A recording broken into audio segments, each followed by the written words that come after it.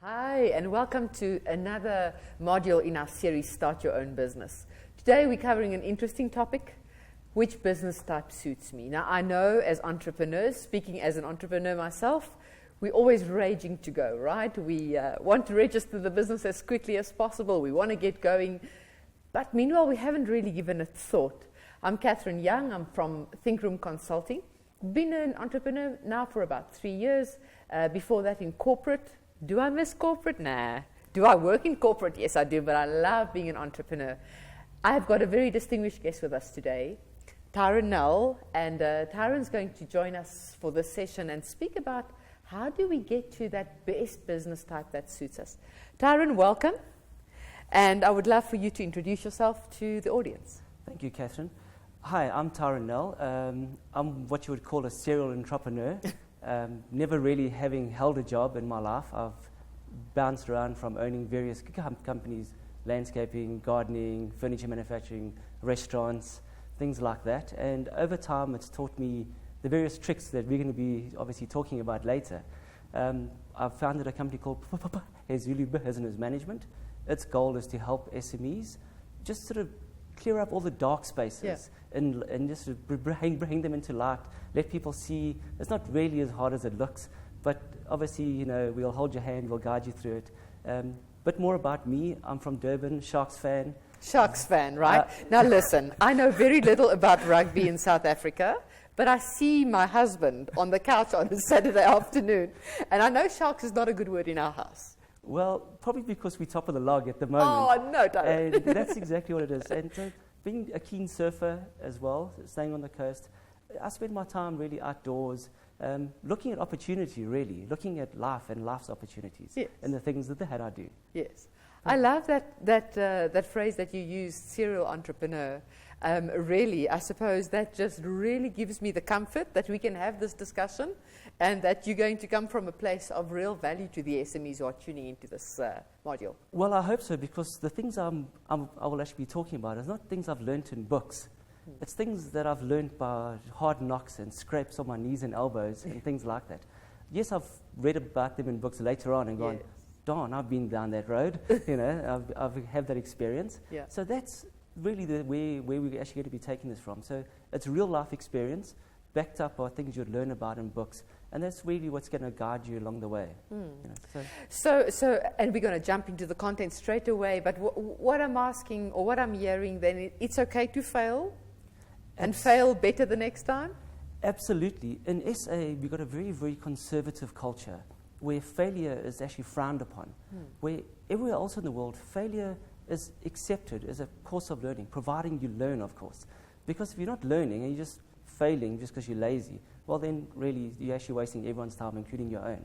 But if you're learning each step of the way, then failing is actually very good. Yeah. I mean, as Thomas Edison once said, I found out 1,000 ways how actually not to make a light bulb.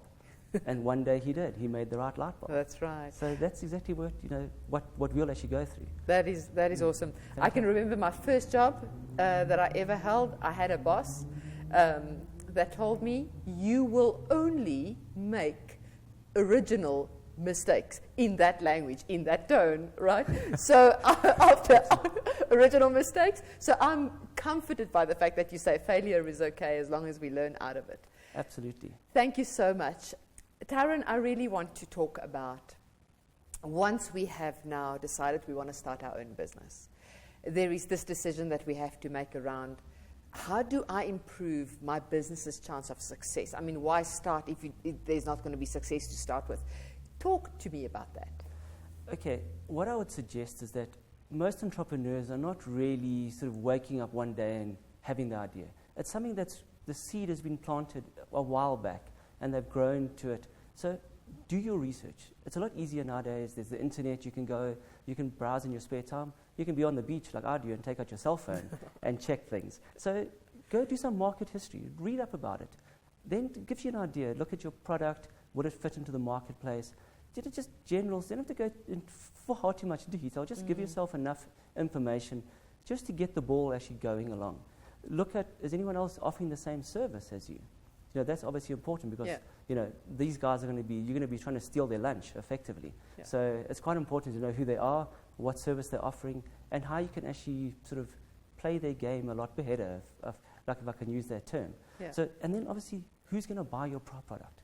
And that's key because, we all have great ideas, but if there's no one there who's there to buy it, that's just another idea. Yes. So it's quite important that we know who's buying your ideas, who you're going to sell them to. Yeah. So just get a broad idea.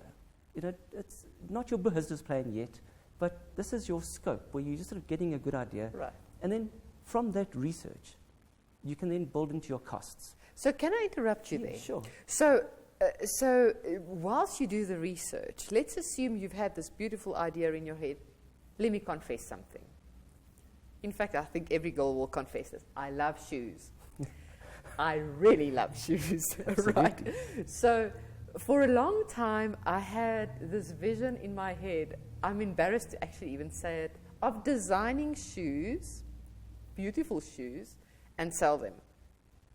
Practically, I don't think I'll ever get there because I don't have the skill, I don't have the knowledge, etc., etc. So I would maybe have to let go of that dream. What have you experienced where SMEs are so stuck on that dream that they don't want to let go and that works out for them or doesn't? Well, that happens a lot. And my wife is probably going to murder me when she hears. I'm going to use her as a perfect example. Yes. My wife started a business recently making just homemade creams, facial creams, body scrubs. Yes. Knows nothing about the industry. Went on the internet, researched it, got a few ideas, got a few recipes, turned our kitchen upside down. Blending the products, trying the products on her friends. And I have to admit, the stuff works incredibly well. She gets a lot of orders in already. People are buying from her. So this is an idea where she's kept it small, looked at what it's going to cost, who the market is, not costing me a lot of money at this stage.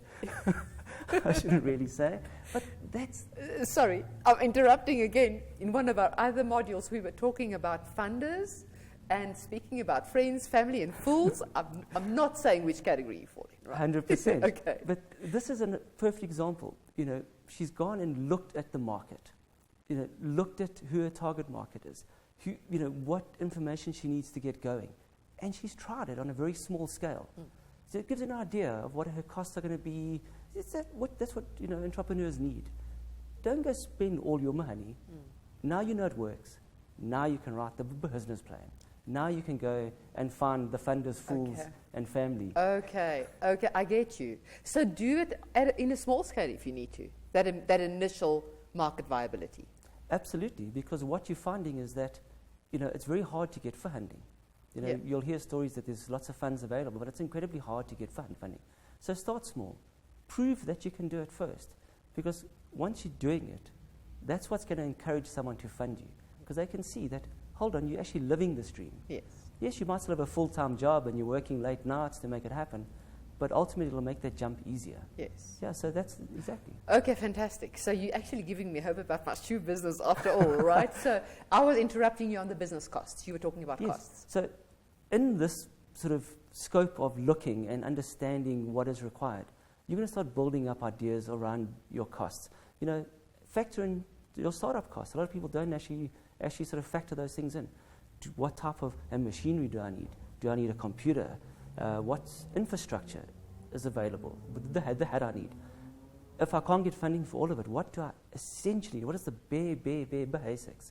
And that's quite key, because people often go and say, well, I can set up a whole big factory, but the truth is, it's not really going to happen. So work out the basics. From there now, then you know what your products are going to start costing. So what your cost of sales are. And these are accounting terms that you'll find when you need to write business plans. But then cost of sales is like the cost of your product. And it's not just the physical cost of the product, but the time it takes your staff to do it. Just you get rough ideas. Don't necessarily go and spend ages trying to work this out. Operating costs, people often don't actually understand the difference between operating costs and costs of sales. I actually don't myself. Help me out. Well, in simple terms, operating costs are the costs that keep your doors open.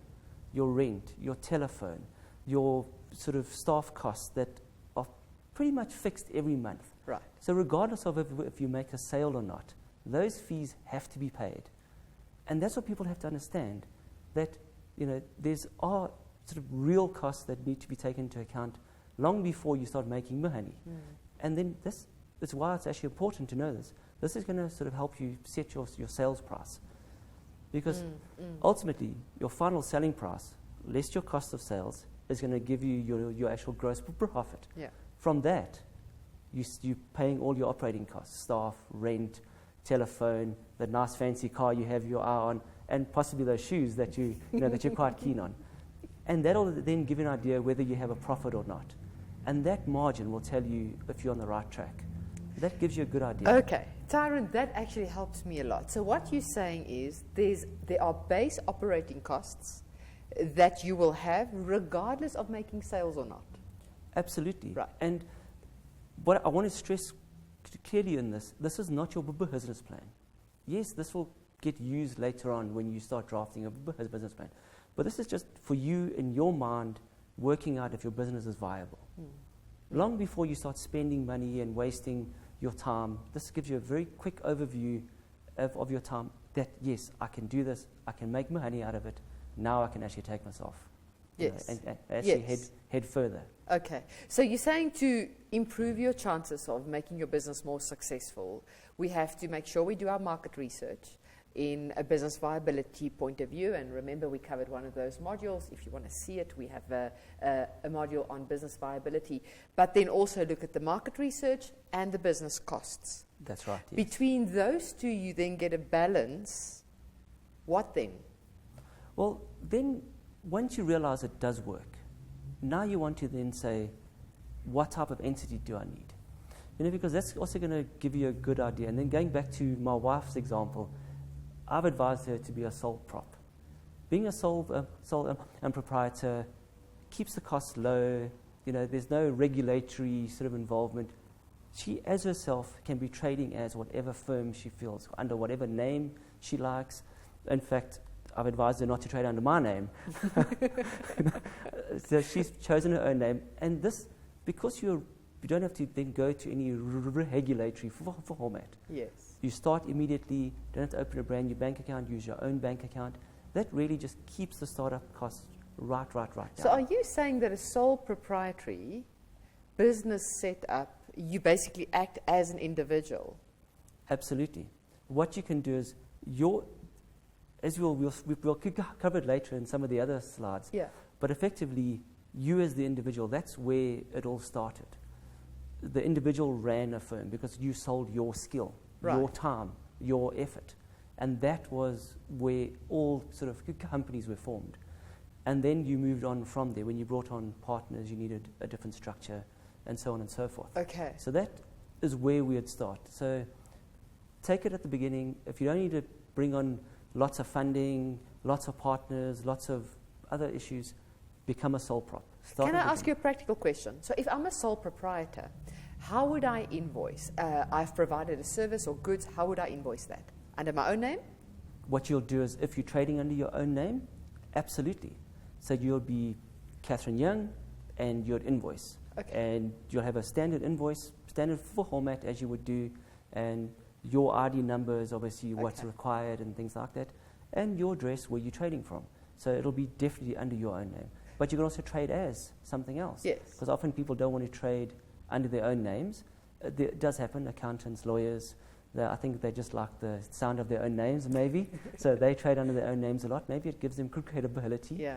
But that's really where it comes from. And then from there you move onwards. So the sole proprietor then, would you say you start probably working from home if you can? Don't put all the initial layout costs up front? So it almost sounds like lean startup to me. Well, I would advise all SMEs to start that way, especially right at the sort of infancy stage, because they don't really know where they're going from there. They don't know how the business is going to shape, because we all have great ideas. Yeah. And we really want to take it into the marketplace, but we don't know how the market will actually treat us. So start lean, keep your ideas big, but start it lean. You can always grow and sort of grow into your idea, as such. But the nice thing is, if you start small, you can always change your ideas as you're growing. Yes. And that's quite key. Yes. So be a sole prop while you're still maybe working at a company, when you're sort of setting yourself up. And only from when you become official, you resign, this is my full-time job. Then you look at other structures. And if we look at some of them, nowadays you can start out, if you want to open a company, it is a private company. Yeah. So that's the company format that you'd have now. If you do by any chance have had a closed corporation, you could still use that, even though you can't start up a new one now. The laws don't actually allow it, but the laws allow you to keep your existing closed corporation. And now you're talking the laws in South Africa specifically with closed corporations, right? Some other countries perhaps still run closed corporations. For me, the real question I have is, if you have a closed corporation currently, but you can't set those up anymore in South Africa, could I change into a private company? Absolutely. In fact, we actually encourage our clients, unless there's a reason not to, we encourage them to actually change into a private company now. It's a very simple process. You just apply, and it gets done almost, well, I should say, a period of about 3 weeks. Yes. But there's not a lot of forms to be filled in. You keep your name. Nothing changes except the registration number of your company. Closed corporations, by their nature, are a very sort of strange animal. They were started in this country really to help SMEs. Unfortunately, it didn't work out that way because the legal structure was quite light on the ground. There was a lot of fraud taking place in closed corporations because the owner never had any actual liability. Yes. That was quickly covered up by making the owners sign personal sureties and personal liabilities. So there was no more need for having a closed corporation. Okay. So that's why the government's now moved into a private company, norming with the whole world. I think only Australia now still keeps a closed corporation. Okay. But effectively, that's where it is. So a private company, like any other company in the world, it's actually cheaper, funny enough, to run a private company than it is to run a closed corporation now. Okay, that is interesting. So, and please let's not talk Australian rugby. We speak Australia just for closed corporations. But so far we've covered sole proprietor, we've covered closed corporation, we've covered private company. What else? Well, there are a few others. Often you're finding there's, personal liability companies, what would be called like private companies, where mostly used by accountants, lawyers, people that are in a professional skill. Yeah. Doctors use them. And what you're really doing is you're essentially a partnership of sole and proprietors, really. That's what it really does. Okay. So it just makes that the individual's liable. So all the partners involved in that company are liable. So not really used by sort of mainstream firms, but really personal services styled entities. One of the things that don't get used often is a trust. You can actually run your company out of a trust. Not used often because of the taxes, very high actual taxes involved. But there are actually cases where it's a viable opportunity to run an entity via a trust. Right. And I'll maybe talk to your advisor when you want to have a chat with them.